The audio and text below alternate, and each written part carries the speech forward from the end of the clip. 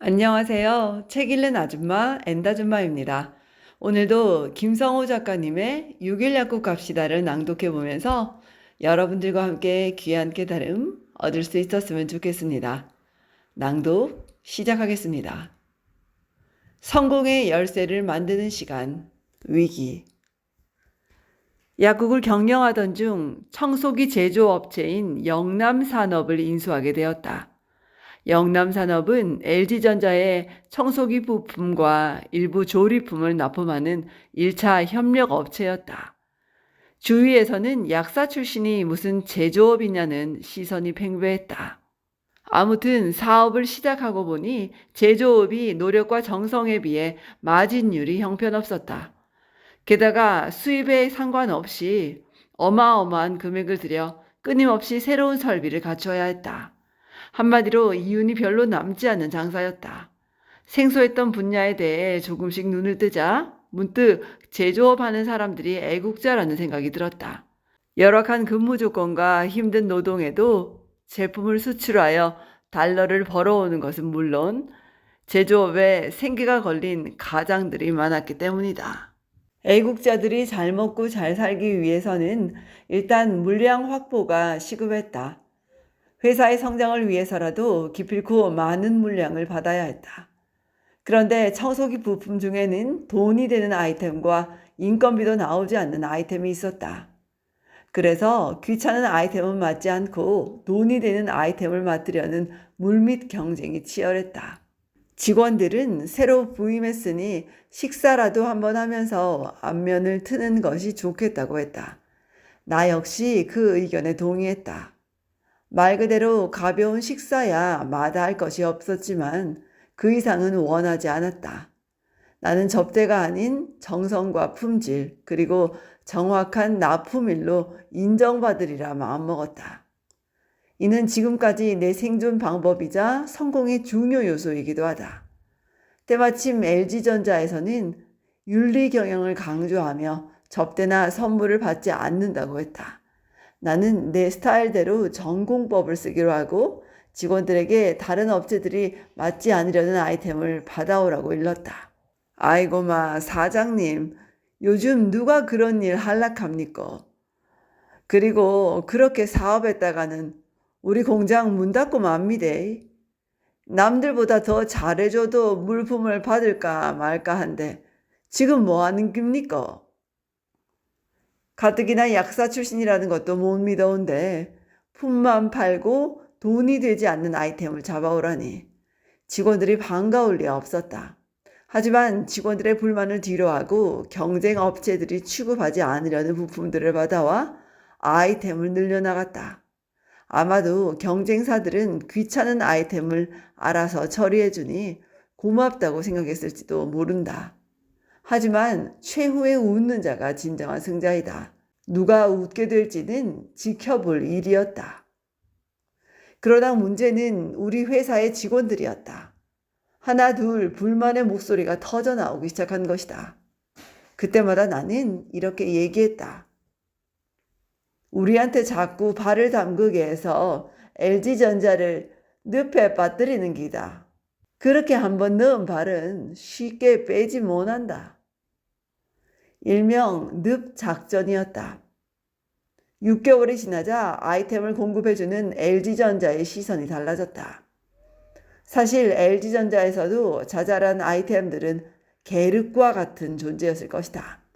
청소기를 만드는데 결코 없어서는 안 될 부품이지만 쉽게 맡으려는 사람이 없으니 골치가 아팠을 터였다. 그런 것을 스스로 찾아서 받아가니 LG전자의 담당자들이 고맙고 미안한 마음에 먼저 돈이 되는 아이템을 챙겨주기 시작했다. 전략이 맞아 떨어진 것이다. 나는 4.5평의 작은 약국을 경영할 때도 대형 약국에 밀리지 않기 위해 나만의 차별화 전략을 사용했다. 남들과 똑같은 방식으로는 후발주자가 밀릴 수밖에 없다. 조금 답답하고 느려 보일 수 있는 신념이지만 정도의 길을 걷다 보면 언젠가는 그 진가가 발휘될 것이라 믿었다. 그렇게 영남산업은 청소기 사업 부문 4위에서 1위로 올라섰으며 3년의 경영 기간 동안 4배 이상의 성장률을 달성하기도 했다. 빚으로 시작한 약국에서 장학금을 준다고 했을 때 마산역 앞 대형 약국으로 자리를 옮기려 할 때 엠베스트를 시작할 때마다 나의 결정에 찬성해 주는 사람은 그리 많지 않았다. 90% 이상의 사람들이 시기상조라며 반대했다. 하지만 나는 미래를 보았고 할 수 있다는 신념이 있었다. 이처럼 주위의 만류를 뿌리치고 시작하는 사람에게는 기필코 성공하고 말겠다는 엄청난 결심과 에너지가 있다. 안 된다는 사람들의 말을 뒤집기 위해서라도 2~3배의 노력을 기울인다. 자신의 선택이 옳았다는 것을 입증하기 위해서다. 이 과정에서 바로 남다른 경쟁력과 성공 신화가 나오는 것이다. 사람들은 내게 묻는다. 항상 긍정적인 마인드로 생활하니 근심 걱정이 없겠다고. 하지만 나 역시 희로애락을 느끼는 사람이고 좌절하는 순간이 있다. 사실 가장 가까운 가족조차 만류하는 일을 독단적으로 진행하기란 그리 쉽지 않다.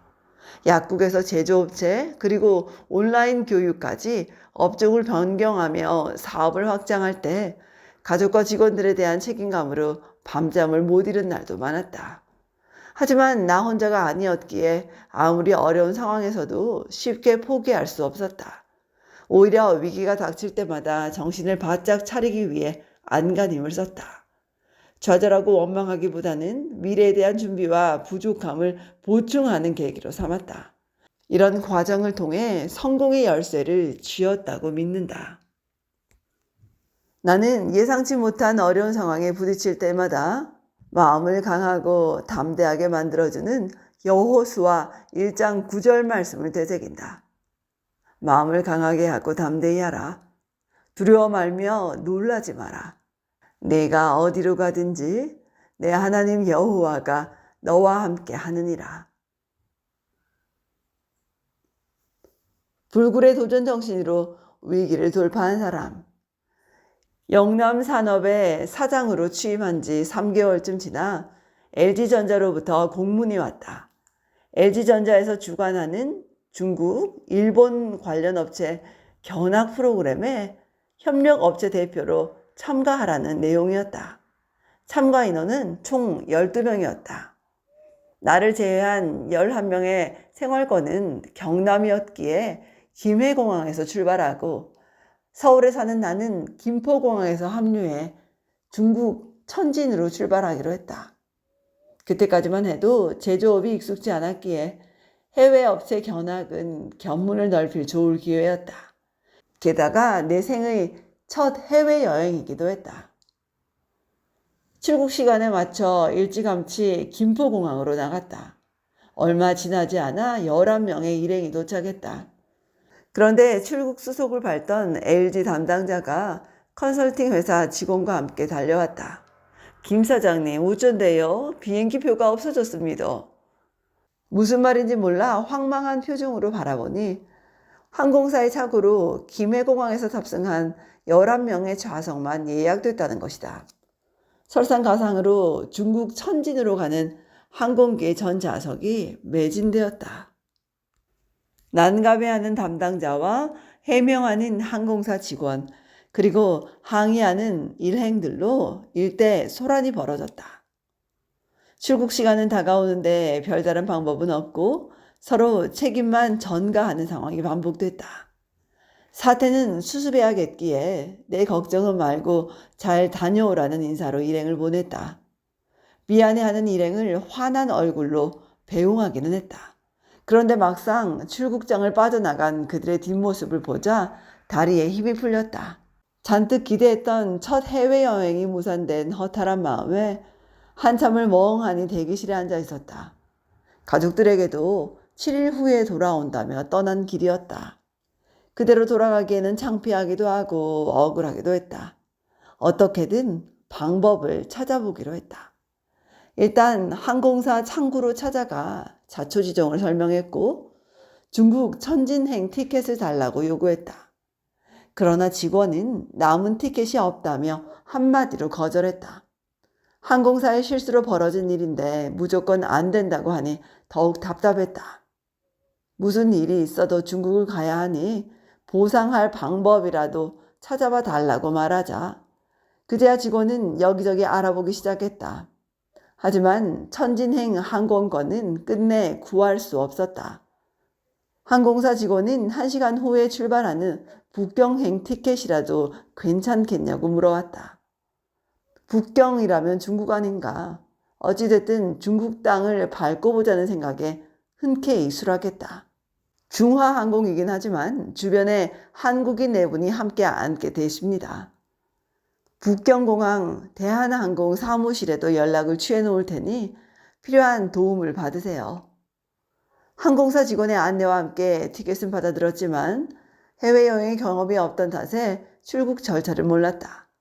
혼자 가는 여행도 아니고 주최 측이 있으니 출국 절차를 미리 알아올 필요가 없었던 것이다. 비행기 좌석도 없어진 마당에 이 정도 난관은 아무것도 아니었다. 항공사 직원에게 도움을 얻어 출국 절차를 밟고 겨우 중화항공에 올랐다. 어찌어찌 중국으로 가는 비행기 좌석에 앉기는 했으나 막막했다. 북경과 천진에 대한 지식이 있는 것도 아니고 중국어는 아예 할 줄 몰랐다. 북경으로 가는 동안 일정표에 적혀있는 수정궁이라는 호텔 이름을 한자로 적었다. 예정대로라면 일행과 함께 묵을 숙소의 이름이었다. 주변의 중국 사람을 찾아 읽어달라고 부탁하여 어설픈 중국어 발음을 익혔다. 베이징, 북경, 티엔진, 천진 등의 지명도 중국 발음으로 익히며 만일의 사태에 대비했다. 그리고 지도의 축적을 고려하며 북경과 천진 사이의 거리를 가늠해 두었다. 드디어 북경공항에 도착하고 대한항공 사무실부터 찾았다. 그러나 굳게 잠긴 문은 열리지 않았다. 차후 알게 되었지만 대한항공편이 마감되면 항공사 직원들은 숙소로 돌아가는 것이 관례였다. 산 넘어 산이었다. 무식하면 용감하다고 무작정 택시를 잡아타고 고 티엔진을 외쳤다. 다행히 기사는 별말 없이 차를 출발했다. 30분 이상 달린 택시는 고속도로 진입로에 도착했다. 그런데 말도 안 되는 일이 벌어지고 있었다. 짙은 안개 때문에 고속도로가 폐쇄된 것이다. 하나님 아버지라는 소리가 절로 나올 판이었다. 할 수 없이 기사에게 말했다. Go back, Beijing Station. 내 의사가 전달된 것인지는 모르겠지만 어쨌든 택시는 출발했다. 머릿속이 복잡했다. 도대체 어디서부터 잘못된 일인지 알 수가 없었다. 그냥 집으로 돌아갈 것을 괜한 고집을 피웠나 후회스럽기도 했다. 말도 통하지 않는 막막한 이국 땅에서 미아 아닌 미아가 돼버린 것이다. 어렵게 북경 시내로 되돌아왔다. 이번에는 주차장을 방불케 하는 도로 정체가 문제였다. 몇십 분이 지나도 차들이 움직일 생각을 하지 않았다. 그런데 기사가 차에서 내리라는 몸짓을 보였다. 도로 한복판에 내린 나는 겨우 다른 택시를 잡아타고 북경역에 도착했다. 천진행 열차는 1시간 뒤에나 도착했다. 열차를 기다리며 북경역에 앉아 잠시나마 지친 몸과 마음을 추스리고 천진행 쾌속 열차에 몸을 실었다. 창밖의 풍경을 즐길 여유도 없었다. 천진에 도착해 또다시 택시를 잡아타고 일행이 묵고 있는 숙소를 찾았다. 멀리서 수정궁 호텔의 간판이 보이자 감개무량이란 말이 절로 나왔다. 그날 아침 김포공항부터의 일이 꿈처럼 느껴질 정도였다. 택시에서 내리자 현지 시간으로 저녁 9시가 넘었다. 호텔 로비로 들어가자 마침 저녁 식사를 끝내고 차를 마시는 일행이 보였다. 눈물나게 반가웠다. 아니, 이게 누구신겨? 내가 헛개비를 보는 건 아니지, 예? 어떻게 여기까지 왔는겨? 와, 진짜 대단하다, 아닙니까? 사람들은 믿을 수 없다는 얼굴로 나를 반겼다. LG전자 구매 그룹장은 나를 꼭 끌어안으며 반가움을 표했다. 안 그래도 김 사장님만 남겨두고 진짜 죄송했다 안 합니까? 본사에 보고할 면목도 없었는데 손수 찾아오시니 억수로 반갑습니다. 구세주를 만난 기분입니다. 절호의 타이밍이었다. 나는 LG 관계자의 말이 끝나자마자 바로 대답했다. 앞으로 우리 회사에 긴급한 문제가 생기더라도 어지간한 문제는 오늘처럼 잘 해결할 것입니다. 그는 수긍한다는 듯 고개를 끄덕이며 나의 손을 맞잡았다. 한순간에 피로가 풀리는 듯 했다. 요즘 말로 정말 버라이어티한 하루였다. 이 일을 계기로 협력업체인 LG전자로부터 불굴의 도전 정신으로 위기를 돌파한 사람이라는 인정을 받았다. 더불어 동종업계 경쟁자들에게 약사 출신의 제조업 경험이 전무인 CEO라는 인식을 불식시키는 계기가 되었다. 영남 산업의 성장에 큰 도움이 되었음은 물론이다. 지금까지 김성호 작가님의 6일 약국 갑시다를 낭독해 보았습니다. 엔다줌마였습니다. 좋은 날 되십시오, 여러분. 고맙습니다.